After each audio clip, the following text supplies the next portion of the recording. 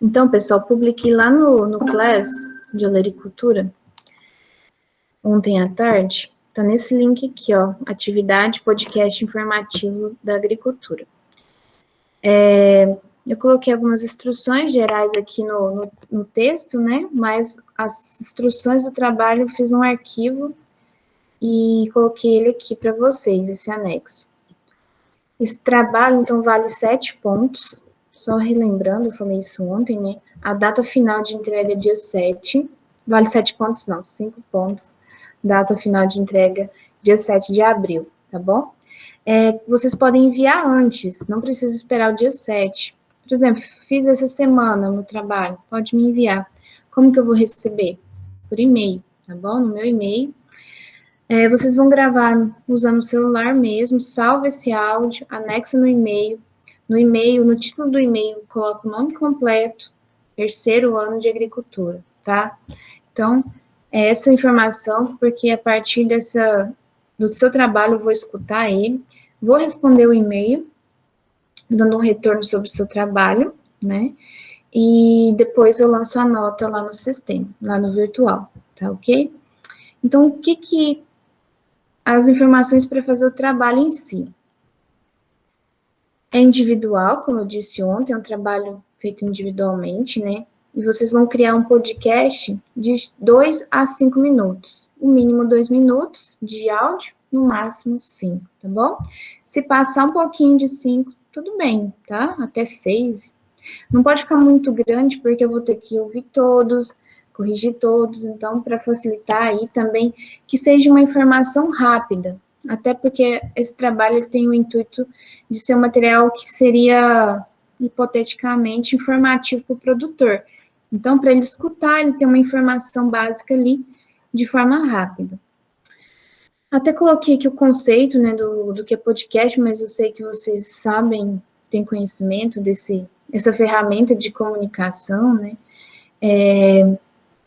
Nesse podcast, eu quero que vocês, quando forem criar ele, terem a ideia de que está sendo uma forma de comunicação com o produtor.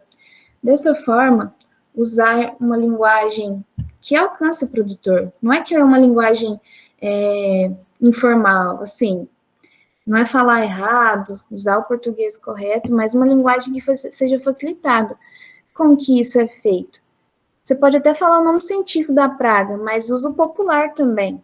Eu vou falar lagarta do cartucho, que é Spodoptera frugiperda, que é uma lagarta que causa muitos danos na cultura e tal, mas evitar uma linguagem muito rebuscada que não seja de fácil entendimento para o produtor, porque esse trabalho tem o intuito de produzir um material informativo para o produtor, certo?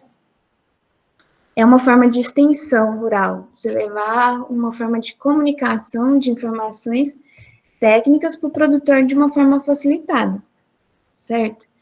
O primeiro passo para construir o trabalho, depois de entender que é um podcast certinho, o primeiro passo vocês vão escolher uma olerícola. Pus alguns exemplos aqui, né? Mas tem várias outras. Tomate, cenoura, cebola, alho, pimentão, pimenta. Então, vocês vão, primeira coisa, escolher uma olerícola.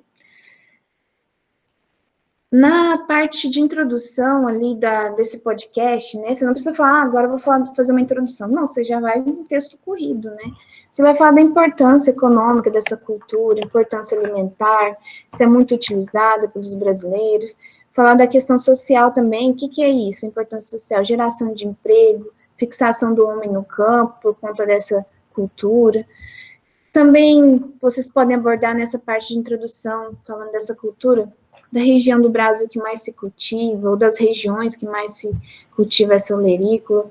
Como é comercializada? É vendida diretamente no comércio para donos de supermercado, ou sacolões, ou ela é comercializada no Ceasa, porque tem produção de volumes maiores, ou ela é produzida para comercializar para a indústria, no caso, por exemplo, do tomate industrial ou do o milho doce, né? E outras informações que vocês julgarem importantes nessa parte de dar um geral da cultura que vocês escolheram. Isso é o primeiro passo. O segundo passo, vocês vão escolher uma doença que traz problemas aí para essa cultura que você escolheu. Por exemplo, dá um exemplo aqui da que a gente está estudando agora, o tomate. Vou falar da murcha bacteriana no tomate. Considerando essa doença, vocês vão falar do agente causal, que é uma bactéria, né? Se quiserem falar o nome científico, tudo bem, mas se não, vai ser uma comunicação com o produtor, ele precisa saber quais são os sintomas e como controlar, né? Então, vocês vão descrever quais são os sintomas dessa murcha bacteriana, dando um exemplo aqui. E falar de formas de controle preventivo para essa doença, por exemplo, que tem que ser preventivo, né? Mudas sadias, e outras formas aí de reduzir esse problema na área. O terceiro passo é escolher uma praga, um inseto praga que causa danos na cultura do tomate. Por exemplo, a broca gigante do tomateiro ou a tuta absoluta.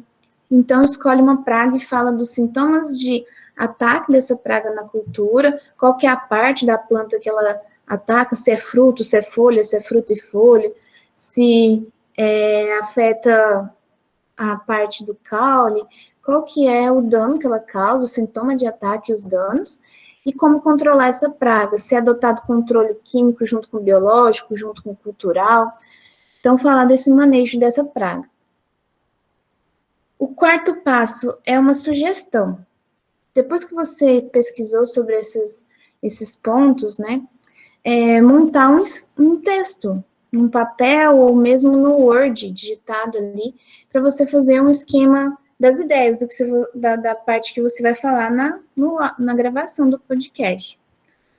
E estudar um pouquinho, para que na hora que você for gravar, você não ficar ali lendo, né, que seja uma coisa um pouco mais natural, falada mais naturalmente, né, como um podcast profissional mesmo, e como se você estivesse dialogando e dono e proprietário dessas informações, falar com segurança essas informações que você vai fazer para o produtor aí. Fez isso, gravou, salvou o áudio, anexou no e-mail, colocou seu nome completo lá no título do e-mail, a série e o ano, né? Terceira agricultura. Coloca seu nome completo, terceira agricultura. Tá ótimo. E me envia para o alinefranca.iftm.edu.br. Como eu disse, quem for fazendo já pode ir enviando, que eu vou corrigindo e respondendo o e-mail de vocês e lançando a nota de vocês com relação a esse trabalho. Não precisa esperar o dia 7 de abril para me enviar. Pode ir enviando, tá bom? Professor, Oi? o depende pode falar também? O depende pode falar? Pode, mas você tenta ser um pouco mais direto, né? Menos deixar no ar, assim. O depende é bem utilizado na nossa área, né? Mas procura ser uma linguagem fácil de entendimento para o produtor, mas que seja sem rodeios. Vai falar dos danos, vai falar ali de forma de controle. Se tiver que usar a palavra, tudo bem, tá? Mas não enrola nas informações, seja bem direto, até porque é um áudio curto, né? Um podcast curto, tá bom? Mas sem problema, se você usar o depende, não vai ter problema nenhum, tá bom?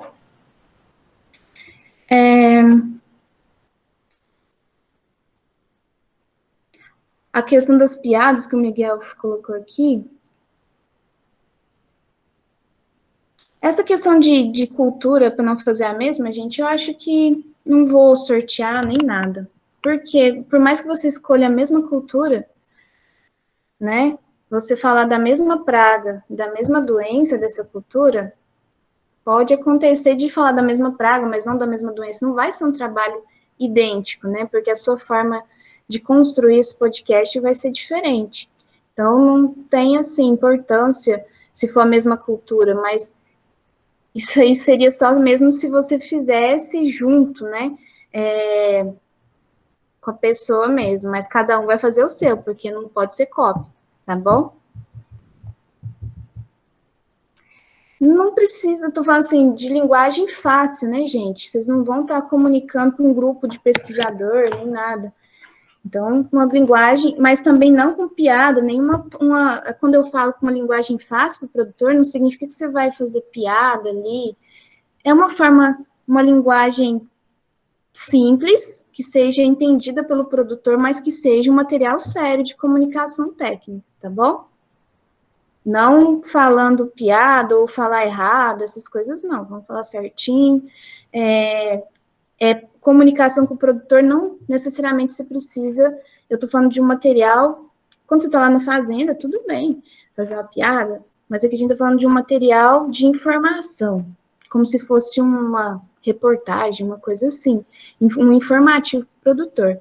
Linguagem simples não significa uma linguagem que você vai estar usando de um linguajar não apropriado, falando errado, fazendo piada ali ao longo do texto, ok?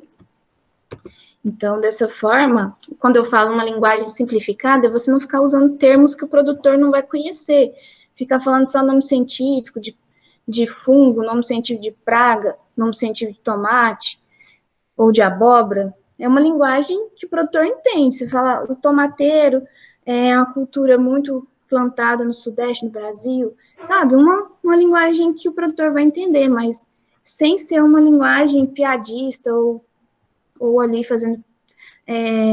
falando errado, essas coisas. Quando eu falo conversar com o produtor numa linguagem que ele entenda, é nesse sentido, tá bom? Não usar muitos termos científicos dessa forma, ok? Acho que vocês entenderam, né? Com relação à cultura, como eu falei, eu não vejo necessidade de sortear nem nada, porque é um trabalho que vai ter sua cara. Não vai ser um trabalho igual, por mais que 5 pessoas façam sobre o tomate. Cada um vai ter uma abordagem diferente. Uma abordagem de introduzir, sobre falar dessa cultura, uma abordagem de falar sobre uma doença e uma praga dessa cultura, tá bom? Então, cada um escolhe a sua, faça um trabalho bem feito, sempre pensando que você está construindo um material informativo para o produtor. Qualquer dúvida, me mandem mensagem, tá bom? Se quiser a minha opinião, professor, eu fiz esse texto aqui, o que você acha? Então, pode fazer isso também. Antes de gravar, podem conversar comigo. Considerem, né, como produtor aqui da nossa região. O Miguel falou que depende da região, não sei em que aspecto, mas considere aí um produtor da nossa região. Não sei em que aspecto que você falou depende, mas considere que você está prestando, fazendo esse material informativo para produtores aqui do nosso estado, ou de São Paulo, ou de Goiás, que é uma comunicação bem parecida nossa, né? Eu acho que você falou da questão do nome popular, né? Mas então, da doença ou da praga, vamos considerar a nossa região, tá bom? Mais alguma dúvida?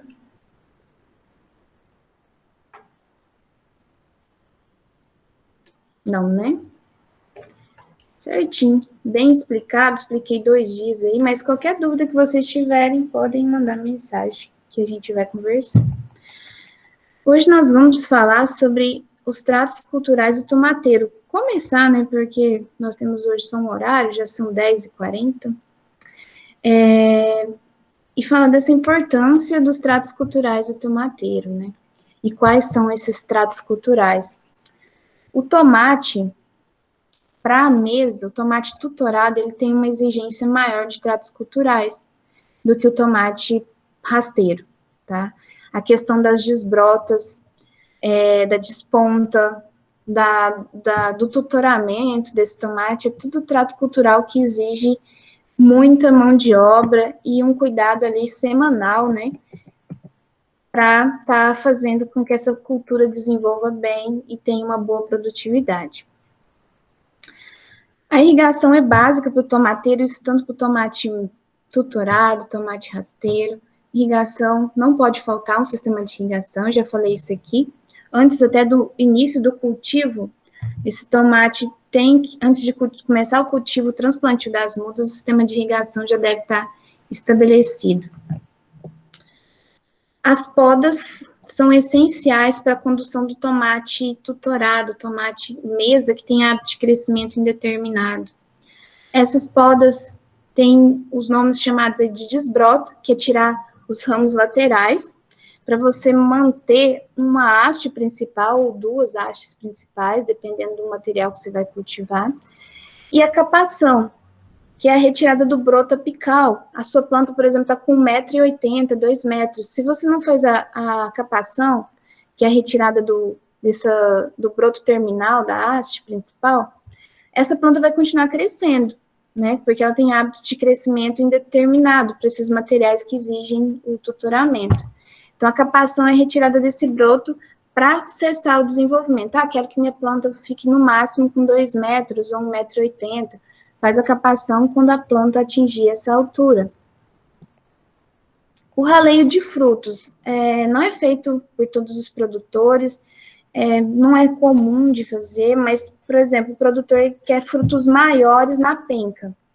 Na penca lá está com 5 frutos, 6 frutos. Ele quer produzir menos frutos por penca, mas com tamanho maior. Então, não é feito por todos os produtores, mas se o produtor quiser fazer e tem um mercado mais exigente, ele vai fornecer para um mercado que quer frutos, por exemplo, do tipo salada, maiores. Ele pode fazer esse trato cultural aí.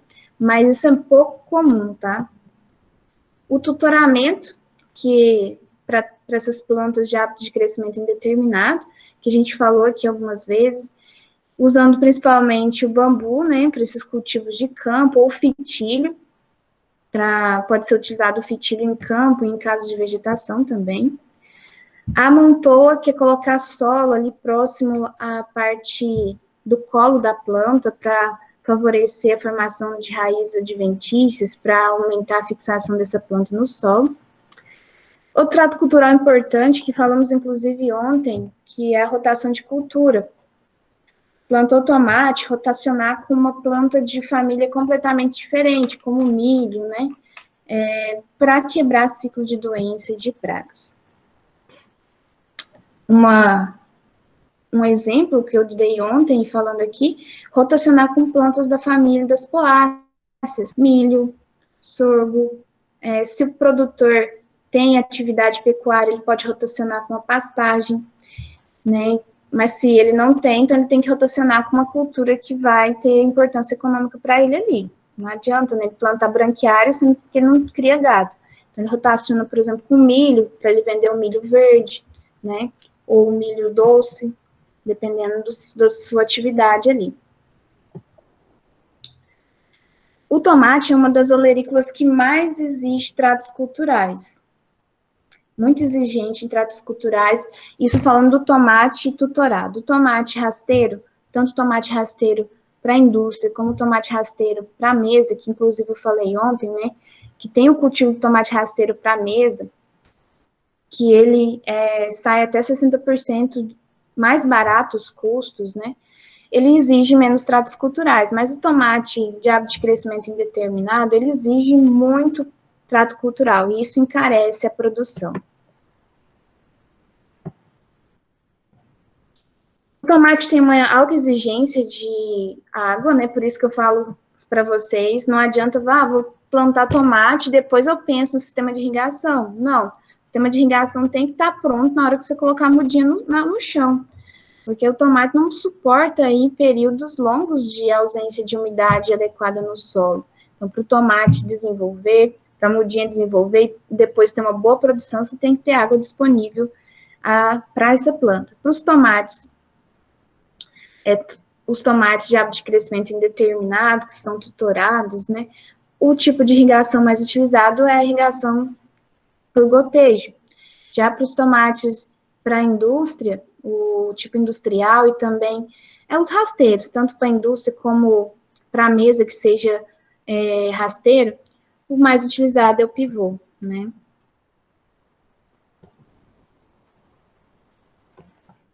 O teor mínimo de água aí no solo para um bom desenvolvimento do tomateiro,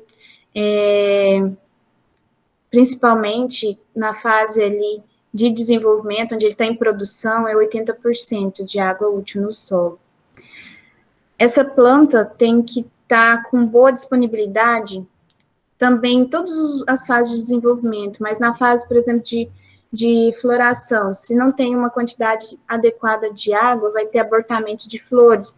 Na fase de desenvolvimento dos frutos, abortamento de frutos, então tem que ter um bom controle de irrigação para que tenha uma boa produtividade, em questão de qualidade também desses frutos, tamanho desses frutos, até na questão do sabor do fruto, quando você tem um controle de adubação e de irrigação adequado, esses frutos vão ficar com mais acúmulo de um Brix maior, que é o acúmulo de açúcares ali, né?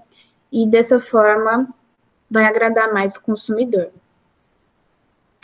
No cultivo de tomate para a indústria, antes da colheita, uns dias antes da colheita, suspende a irrigação.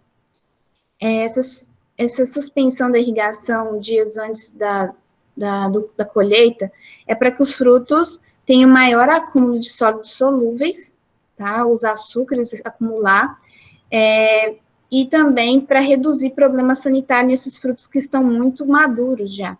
Então, suspende a irrigação uns dias antes, para facilitar também esse acúmulo de sólidos solúveis. Aqui mostrando nessa foto, né, o sistema de irrigação por gotejamento em tomate tutorado. O sistema de irrigação localizado por gotejamento é um método bem eficiente, né? Vocês já estudaram irrigação, os tipos, né, de irrigação. E esse sistema, ele também pode ser utilizado para aplicação de alguns fertilizantes via fertirrigação. Para fazer a fertirrigação, tem que usar adubos, né, fontes de nutrientes que sejam bem solúveis em água para possibilitar que as plantas recebam adequadamente essas fontes que você está utilizando e dissolvendo em água e levando ali via fertirrigação. Outra forma de irrigação que não é tão comum de se utilizar para o tomate tutorado é o sistema de aspersão. Ele não é um sistema muito bom, sabe por quê? Porque ele vai garantir que as folhas e os frutos sempre estejam muito com a presença da água ali nas folhas e frutos, e isso é um fator que predispõe muito doenças. Além de, quando você utiliza o sistema de aspersão, acabou de aplicar um fungicida no dia anterior, aí vem esse tipo de irrigação, você liga lá na sua área de produção. Vai lavar esse fungicida das folhas, esse fungicida que é para proteger contra a entrada de doenças na planta. Então, não é um sistema muito bom, porque o tomate, você sabe, ele é muito sensível, né, acometido por muita doença. Então, esse sistema de aspersão, principalmente essa mais alta que vocês estão vendo na foto, vai dar muito problema de doença e também, além de lavar os agroquímicos que foram pulverizados ali na área. Para o tomate industrial, é usado o sistema de aspersão, né, por pivô central, que para áreas que são maiores, como é o do cultivo do tomate industrial ou do tomate rasteiro, para a mesa, é um sistema que acaba facilitando o sistema de irrigação e ele é mais eficiente que outros para essas áreas de cultivo de maiores cultivos, né? Também pode ser utilizado o autopropelido, eu até mostrei essa foto para vocês um dia, né, mostrando lá a irrigação por aspersão do tipo autopropelido. Para isso, o produtor utiliza, muitas vezes, quando ele faz arrendamento de áreas, por exemplo, que é pastagem para ele cultivar tomate para a indústria. Ele não vai instalar um pivô central, não é a área dele. Então, uma forma de fazer essa irrigação dessas áreas de tomate para a indústria, ele pode, e muitos produtores que fazem esse esquema de produção em área arrendada, nesse sistema utilizando a aspersão autopropelida, né? As podas. Não vai dar para a gente falar de todas as podas hoje, mas falando que essas podas, elas são só feitas para tomate que é tutorado, para tomate de hábito de crescimento indeterminado. O tomate para a indústria não faz poda nele, nem o tomate que é rasteiro para a mesa, que eu mostrei ontem para vocês. Faz essas podas para tomate de hábito de crescimento indeterminado, tá? que é aí necessário fazer essas podas para possibilitar uma produção maior. Por isso que o tomate tutorado, o tomate mesa que é tutorado, tem um custo de produção maior que o tomate rasteiro, mas ele também vai produzir mais até, pelas condições de cultivo. As podas têm a função de promover um equilíbrio entre a parte vegetativa da planta e que a planta gaste menos energia em produzir ramas, né, em produzir hastes, e essa energia seja direcionada para a produção de frutos. Se você já observou, quando você planta um tomate no seu quintal e não faz nenhum tipo de poda, essa planta vai ter várias hastes, ela não vai ter uma haste principal, ela vai crescendo várias hastes e a energia que ela poderia destinar para produzir frutos, ela está destinando parte dessa energia para a produção dessa parte vegetativa. Então, nas áreas comerciais, essas podas de formação da planta, ela vai garantir um equilíbrio na parte vegetativa e na parte de frutificação.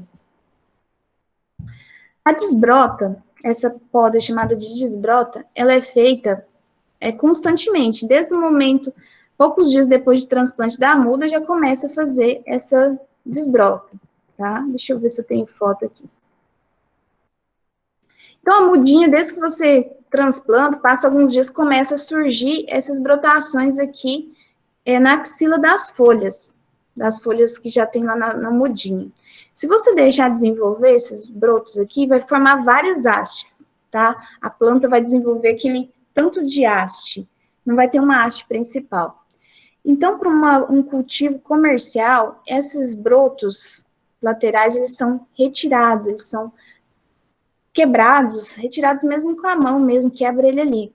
E isso exige mão de obra para fazer essa desbrota. Para garantir que essa planta tenha uma haste, ou em alguns tipos de tomate, como do grupo salada, é comumente deixada apenas uma haste. Nos tomates do grupo Santa Cruz, em alguns produtores deixam duas hastes, ou uma só, deixa duas plantas por couve, cada uma com uma haste, né? Depende da forma de manejo aí que vai ser conduzido pelo produtor. Mas no máximo duas hastes. Mas o mais comum a gente observar cada planta com uma haste principal.